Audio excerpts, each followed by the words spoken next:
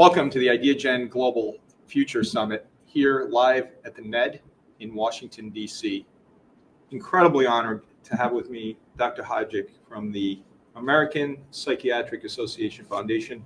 Dr. Hodzic, welcome. Thank you. It's a pleasure to be here. You know, I'm so familiar with the work that you do, and it's so critical, especially at this time. And in addition to that, you have a new role which actually focuses heavily on fellowships, mentorship, and medical education. Dr. Hodzic, how do you see mentorship shaping the future of psychiatry and mental health leadership? So I think mentorship is really important in any field, but particularly the health sciences, since there are so many subdivisions you can really go into. With psychiatry in particular, a lot of folks don't really think about it as a career option. So having leaders and mentors that they can see actually doing the work, I think is really important for our young people. I've had a range of mentors myself, and you learn different things from each one and really piece together what you would like to see yourself doing in the future. So I think the first component of it is just raising awareness of what are options. So whether that's psychiatry, a different healthcare field, being aware of what you can do, but then also seeing the people who are doing it that you can relate to, that you can see yourself, oh, in a couple of years, I could be doing this. That's right. And being able to vision that is so critical. And so health equity, mental health equity is a critical theme for this summit. What are the biggest challenges and opportunities that you see in expanding access to quality mental health care, especially among underserved communities? So access, I think there are a lot of different angles you can look at it from. So one can be the actual providers. So do we have clinicians in the areas that we need them to be in? So there's a huge shortage of healthcare providers all across the country, but that is different in different regions, right? So it's not necessarily, okay, inner city, maybe there's a lack there. It can also be rural. So the next provider is over 100 miles away. So we definitely have first that basic of, is there a clinic there? And with some of the underserved populations, it can be a challenge because sometimes when people are creating clinics, setting up where they're going to be, there may be perceived visions of maybe the clinic will be more successful in a different setting. So they're still not being placed in the areas that need them. Then you can think of it from the actual population perspective and some of the biases that are still out there. So people not really wanting to seek mental health treatment, thinking that maybe they want it, but their family members, the people around them, they're going to look down on them for getting care. So we have to battle those things. And then there's also very real access issues in terms of maybe people don't have transportation. So there is a clinic that's 5 miles away, but how do you get to it? One of the things about Ideagen Global is that we are focused on cross-sector collaboration and have been since the inception of this company. Between healthcare, technology, education, policy, etc., how can we help to break down barriers in mental health treatment and innovation? So I think that education is the key part of all of that, because all those areas you really need the education piece to disseminate information. So technology is the one that will bridge the gap between what healthcare needs and, for example, the advocacy piece, the policymakers, getting it in front of people who make decisions. So getting them educated, getting the public educated. So I think technology can be very powerful in getting these messages out, but the core is really education, making people aware. That awareness is critical, and I know how much you all are doing at the American Psychiatric Association Foundation. It's just awe-inspiring, to be honest. And you have a strong background in emergency psychiatry and crisis services. How have these incredible experiences influenced your approach to what we talked about, education and leadership development?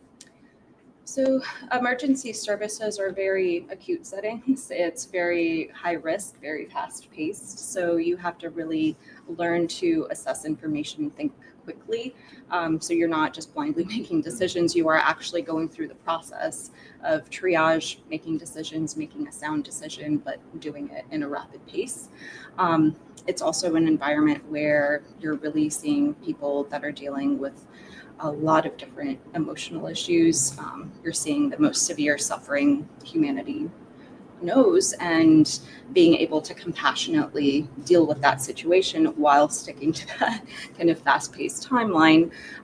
So I think that teaches you a lot of different skills about people management, but also, every setting that I've worked in has really been a teaching hospital. So how do you still also do the teaching, the training? So finding moments. And right now, I oversee over 200 fellows, so there is a limited amount of time that we can have contact. So how do you make the most of that? I think the other important piece is that an emergency room is really a team environment, so different than maybe a psychiatrist who's working by themselves in an outpatient setting.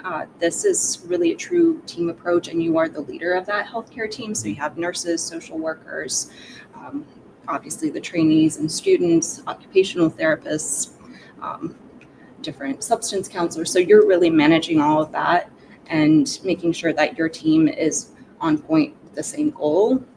So the same kind of approach you have to take in some of the leadership roles. It's just incredible. And that team approach and 200 people, 200 fellows, that's not easy to manage, is it? No. So this summit emphasizes inclusion and generational equity.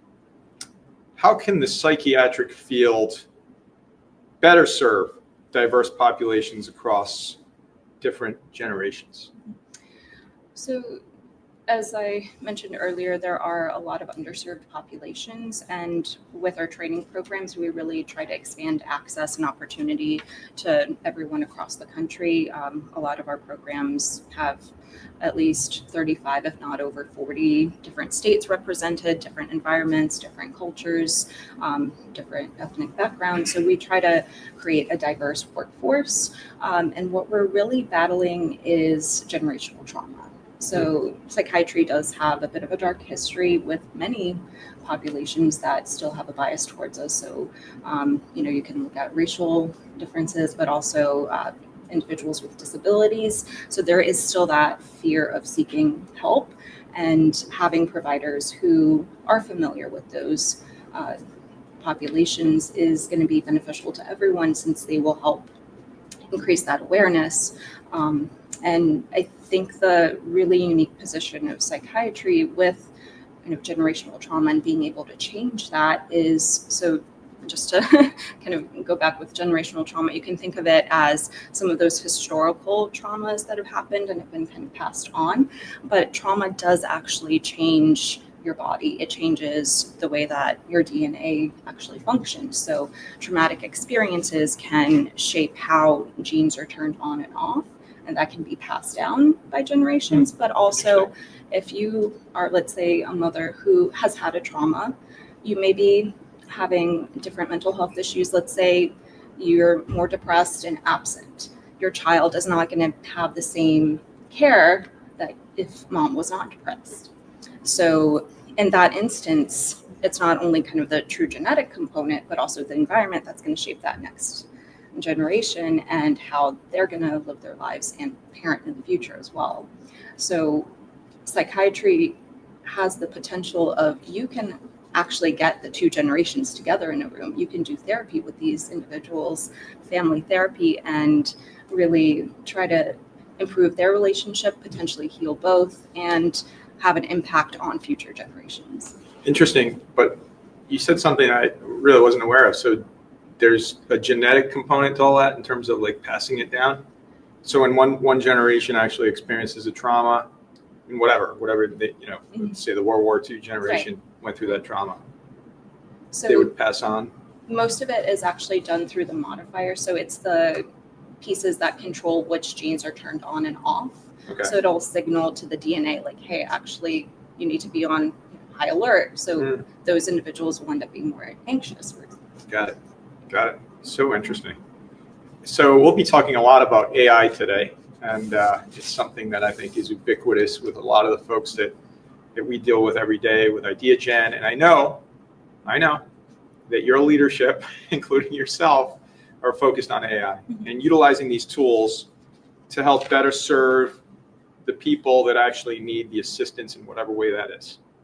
And so what role does AI, does innovation, does all of this play in what you're doing to help serve so many people, from teenagers to elderly folks that have mental health issues?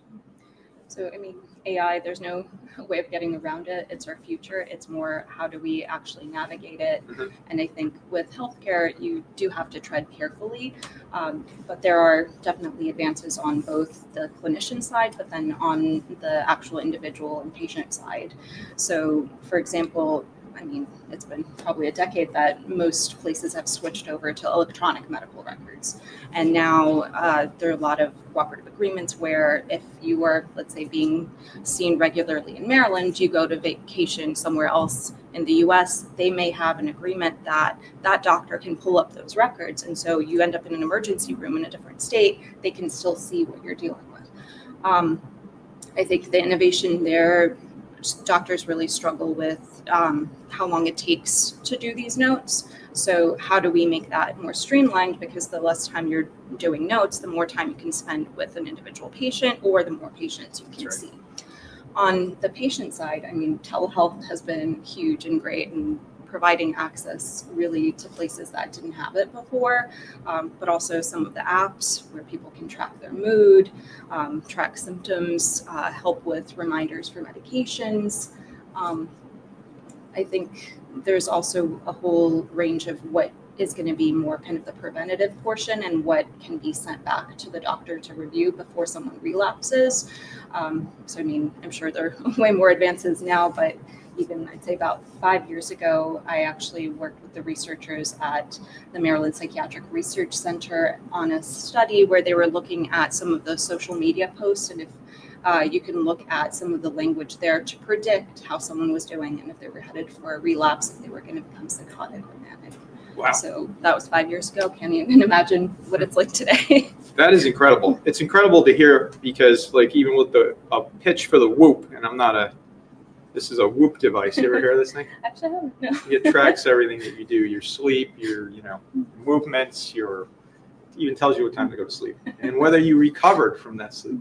So pitch for the Whoop there, because I think it's helpful to understand what even your resting heart rate, which is kind of cool. So the next generation of psychiatrists and mental health professionals, how will they and how will you and your team and the infrastructure around the American Psychiatric Association Foundation help to tackle all of these evolving challenges in mental health, including what you alluded to earlier, but we didn't say the word stigma and resource limitations? And I want to also put a finer point on what you said earlier, which is the notion of telemedicine and telehealth. I wish when I was, a little bit younger with younger kids, that we had telehealth and the doctor could pop up on your phone when one of them had an ear infection. And instead of going to the doctor's office with all the other sick kids, and then if you weren't sick, you'd get sick, that you could just figure it out with a telemedicine and not disrupt your entire day too. So how are you dealing with all of this change, and how are you tackling all of these challenges? So I'll start with the foundation goals as a whole. So we have a 3-year strategic plan, and the main part of that is what we call the Mental Healthcare Works campaign. So this is really a positive mental wellness PSA campaign where we're trying to just raise awareness that mental health conditions are common, that they're treatable, and that there is access to care available. So we have a number of personas that are based on real individuals and the stories that they shared with us. And those we have different formats, whether it's video or static image, that we can share to try to just get the message across about some of the more common issues: depression, anxiety, alcohol use disorder are some of our popular ones. So really getting the message across. And it's also one of those things where we're trying to emphasize that no matter where you go in the healthcare system, that is the right place to start. You don't have to necessarily start trying to get to a psychiatrist. Right. There are many. That's an interesting point. You want to expand upon that? Because I find that really fascinating, because I think a lot of the stigma and the issues around mental health are, I've got to go to a psychiatrist because I'm having a challenge or whatever. But you can go to your pastor, your priest, your rabbi, whoever it is, and have a conversation. And the other thing that Raul Andrews Jr., your executive director, talks a lot about is, when you see someone, you ask them, for example, how are you doing? Mm-hmm. And rather than saying, I'm good, they say, well, I'm okay. And that's a trigger for you to be like, well, what do you mean by that? Or, how can you, maybe you can be there to listen a little bit more and not overlook what someone's going through, because everybody goes through something, it's life. Absolutely. But let's go to that for a moment. So I think what you're getting at is our Notice, Talk, Act framework. Correct. Yes, thank you. A lot of our programs are based on this. So for example, the Schools and Justice team, they have a Notice, Talk, Act at School training. And so that's meant for all school staff to learn how to actually communicate with students, get some of these mental health issues really brought up, how to have these conversations, but then also refer them to care appropriately. Similarly, our Center for Workplace Mental Health has the same type of framework, but for a work environment. And in development is actually for faith. Oh, wow. And that they will be able to use the same framework, because there's already a faith guide for our leaders in different religious sectors that they can use to be more aware of mental health issues and recognize when they do need to refer out, but really more of trying to formalize that into a training. That Notice, Talk, Act, so play it out for a moment. So how does it work? So the first piece is to notice. So are there changes that you're noticing in someone? So if you're a teacher and, this is someone who comes to class on time pretty much every day, and then all of a sudden, back to back, there are a couple of days that they're not coming into school. So it's really, you've noticed that there's a change. Now you have a conversation where you're not attributing anything of why this is happening. You're just going to the student and saying what you pointed out. So, hey, I noticed that the past 3 days in a row, you've been late. Can you tell me what's going on with that? And they'll give you an answer, whether it's, actually the truth or not. It may take a couple times, Sure. But just noticing those patterns and just opening the conversation. And then in the training, there's some more motivational interviewing techniques and things Right. we'll get into. But if they do decide that this is someone that, just needs to have a conversation, is it something that we need to bring back to Right. parents, social worker, what have you, or is this an actual mental health concern that we have to get professional for? Which is the ACT part. Mm-hmm. Yeah, that's profound. And I think for the audience, for the millions of people who watch this globally, I think there's an opportunity really to think about the simplicity of that, but at the same time, the overall impact. I mean, we're all going through life and we're moving at whatever speed, but yet, take a moment, if you're talking to a friend or a colleague or someone and say, how are you doing? You notice a difference or something going on. And I think that makes an incredible difference as to whether or not that person ends up in the emergency room or perhaps not. Right? Right. And the other thing, again, that I really love about what you all are doing is you're saying, you're taking away the stigma, and you're saying you can talk to a friend, you can talk to a coach, you can talk to your pastor, rabbi, whoever it is that you look up to or have a good relationship with, and address any challenges that you're having without the stigma of whatever that may be.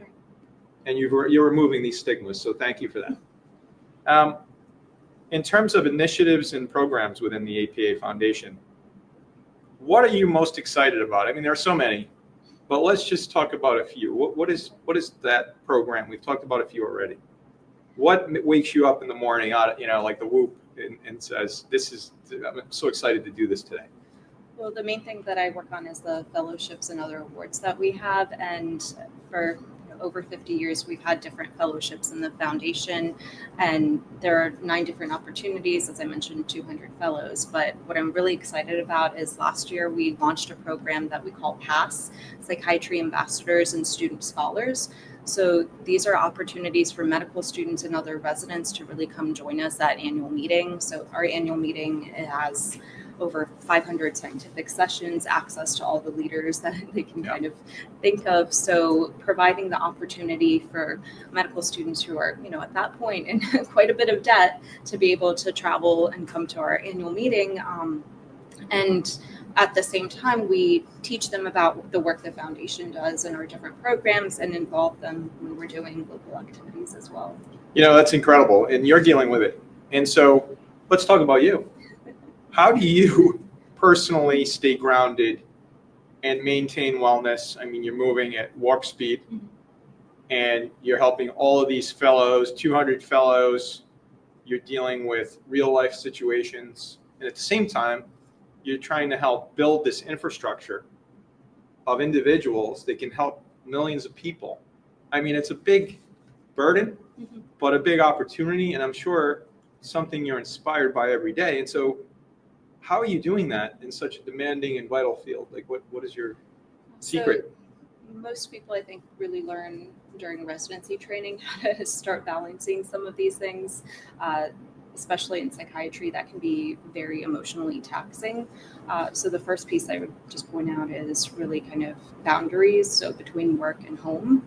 The next is human connection. And again, want to highlight 2 different pieces of that. So one, my own mentorship. So it's always good to turn to people that you know and trust that have done similar things and can give you perspectives on the issues that you've encountered. But then it's also really wonderful to have just other people in your life to talk about non-work things. Yeah, that's right. So those are kind of the 2 key pieces. The other thing is just, doing the best that you can in terms of healthy living. So sleep, exercise, diet, hobbies. I really like to travel. I think Raul will tell you.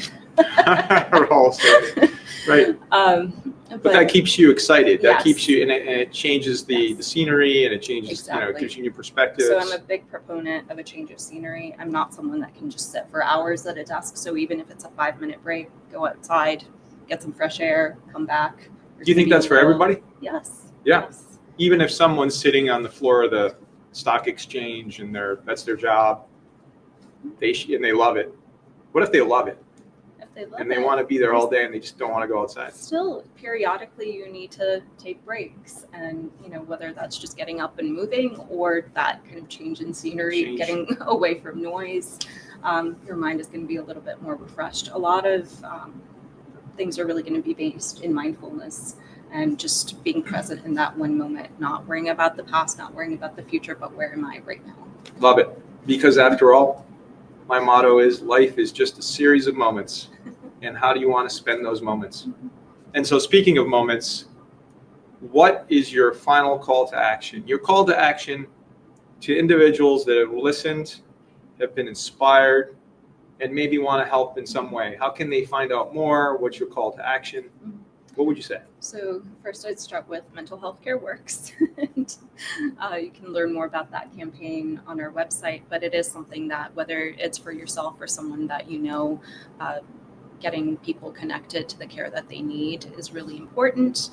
I think it's not a clinical issue. Just mental health is really a societal issue, and tackling it from a number of different ways. You were mentioning with innovation, AI, like how can we all partner together to create a mentally healthy nation for all? And finally, just if you're a leader, lead with purpose. Lead with purpose. There's one thing I don't want to leave aside because it's kind of personal to me. I think about the technology piece because we didn't talk about the other side of technology and teenagers and some statistics that have startled me for several years now. Do you see something that will help a lot of the young people, like the future health professionals are helping with Notice Talk Act, hosts of future health professionals, as you know, and you guys are partners. what is there some project that you want to note before we go besides Notice Talk Act, or something in the horizon that you see that will help address that mental health issue, starting with COVID into technology, et cetera, for all these young people? I mean, it's just So definitely, the youth mental health crisis was there before COVID and expanded profoundly with COVID, but that kept people at home, and a lot more people turned to social interactions on social media. And so really we're looking at how's that impacting the youth. Yes, there are positives to social media, but if you think about cyberbullying and if you're in a school, it's contained sort of to that environment. Now it's 24/7, someone can kind of contact you. So that is sort of early stages that we're working with partners, including the DC office of the Attorney General. Oh, good, Apologies. yeah. They have their own campaign, and we're trying to figure out with them how to best communicate some of these concerns. Fantastic. So websites, so American Psychiatric Association Foundation. APAF.org. And the mentalhealthcareworks.org. Correct. Dr. Hodzic, thank you. Thank you.